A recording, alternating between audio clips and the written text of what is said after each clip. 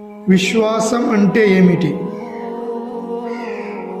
ఈ ప్రపంచంలో ఈ కన్నులతో మనము చూడలేని, మనకు కనబడని వస్తువులను, ప్రదేశాలను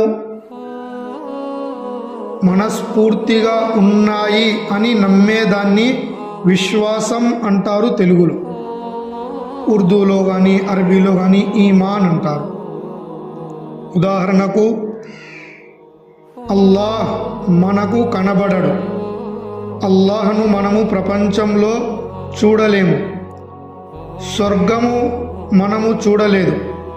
నరకాన్ని మనము చూడలేదు. దేవదూతలను మనము చూడలేదు.